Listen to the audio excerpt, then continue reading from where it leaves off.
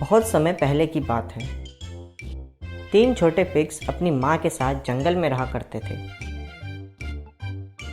जब वे कुछ बड़े हुए तो एक दिन उनकी माँ ने उन्हें बुलाया और बोली, बच्चों, अब तुम तीनों इतने बड़े हो गए हो कि अपने दम पर अपनी अपनी ज़िंदगी जी सको। इसलिए मैं चाहती हूँ कि तुम तीनों बाहर की दुनिया देखो और अपनी अपनी ज़िंदगी बनाओ। अपनी माँ और अपने घर को छोड़कर तीनों पिग्स अपना अपना घर बनाने के लिए चले गए।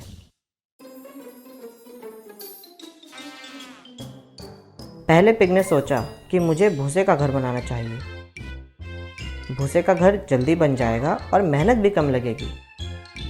मेहनत से बचने के लिए उसने भूसे का घर बनाया। दूसरे पिग ने सोचा कि पेड़ की सूखी टहनियों से बना घर भूसे के घर से मजबूत रहेगा। इसलिए वह पेड़ की टहनियों से घर बनाने में जुट गया और उसका घर भी जल्दी तैयार हो गया।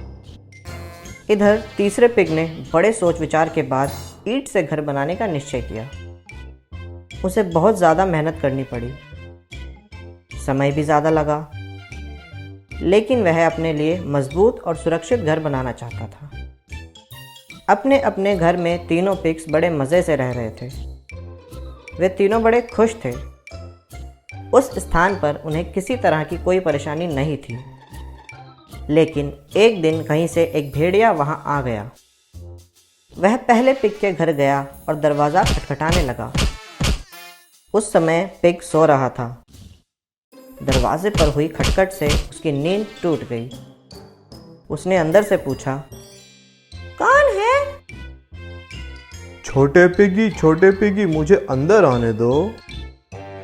भेड़िए की आवाज़ सुनकर पिगी डर गया। वह समझ गया कि दरवाजे पर अवश्य भेड़िया है। उसने दरवाज़ा खोलने से इनकार कर दिया। इस पर भेड़िया आग बबूला हो गया और चिल्लाया, पिगी, तुम नहीं बचने वाले। मैं अपनी फूंक से तेरा भूसे का घर उड़ा दूंगा। यह कहकर उसने पूरा दम लगाकर फूंक मारी और घर को उड़ा दिया। छोटा पिगी अपने भाई के घर की ओर भागा।